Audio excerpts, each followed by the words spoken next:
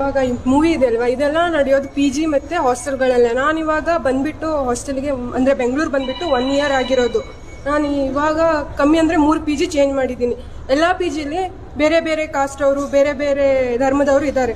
ಏನಂದ್ರೆ ಹಿಂದೂ ಜೊತೆನೂ ಇದ್ದೀನಿ, ಆದ್ರೆ ಏನೂ ಇಲ್ಲ. ಹಿಂದೂ ಹುಡುಗಿರು ಜಸ್ಟ್ ಪೂಜೆ ಇಲ್ಲ, ಓದೋದಿಲ್ಲ, ಏನೂ ಇಲ್ಲ. ಹಾಗೆ ನಾನು ಲಾಸ್ಟ್ ಮಂತ್ ಅಲ್ಲಿ ಒಬ್ಳು ಮುಸ್ಲಿಂ ಹುಡುಗಿ ಜೊತೆ ಬೇರೆ PG ಇದ್ದೆ. ಅವಳು ನಮಾಜ್ ಓದೋದು. ನಮ್ಗೆ ಅನ್ಸ್ತಿದ್ದು ನಾವೇ ಏನ್ ಮಾಡಲ್ವಾ, ಇವರೇ ಎಲ್ಲ ನಾನು ಮಾಡ್ತಿರ್ಲಿಲ್ಲ. ಆಮೇಲೆ ಇವಾಗ ಮತ್ತೆ ಬೇರೆ ಬೇರೆ PGಲಿ ಹೋಗ್ತಿದ್ದೀನಿ. ಇವಾಗ ಕ್ರಿಶ್ಚಿಯನ್ಸ್ ಇದ್ದಾರೆ, ಅವರು ಬೈಬಲ್ ಓದ್ತಾರೆ, ನಾವೇನು ಮಾಡ್ತಿಲ್ಲ. ಅದಕ್ಕಾಗೆ ಲಾಸ್ಟ್ ಮಂತ್ ನಾನು ಭಗವದ್ಗೀತೆ ಪರ್ಚೇಸ್ ಮಾಡಿದ್ದೀನಿ. ಅವ್ರ ಜೊತೆ ಕೂತ್ಕೊಂಡು ಅವ್ರು ಅದು ಓದ್ತಿದ್ದಾರೆ, ನಾನು ಇಲ್ಲಿ ಕೂತ್ಕೊಂಡು ಓದ್ತೀನಿ. ಯಾಕೆ ಹೇಳಿ, ನಾವು ಕಡಿಮೆ ಅಂತ ಅನ್ಸ್ಬಾರ್ದು ನಮ್ಗೆ ಅಂತ ನಾವು ಓದ್ತೀವಿ. ಅದೇ ಎಲ್ಲರೂ ಮಾಡ್ತಿರೋ ತಪ್ಪು. ಇವಾಗ ಇದು ಹಾಸ್ಟೆಲ್ಸ್ ಅಲ್ಲೇ ಎಲ್ಲ ನಡೀತಿದೆ ಹೆಚ್ಚಾಗಿ. ಅಂದ್ರೆ ನಮ್ಗೆ ಒಂಥರ ಅನ್ಸ್ಬಿಡುತ್ತೆ, ಅಯ್ಯೋ ನಾವೇ ಏನ್ ಮಾಡ್ತಿಲ್ವಾ. ನಾನು ಇವಾಗ ಫೋಟೋ ತಂದು ಇಟ್ಬಿಟ್ಟಿದ್ದೀನಿ ನಾನು ಅಲ್ಮರಿಯಲ್ಲಿ. ಅವರೇ ಮಾಡ್ತಿದ್ಬೇಕಾದ್ರೆ ನಾವ್ಯಾಕೆ ಮಾಡ್ತಿಲ್ಲ. ಇದೆಲ್ಲರೂ ಮಾಡ್ಬೇಕು.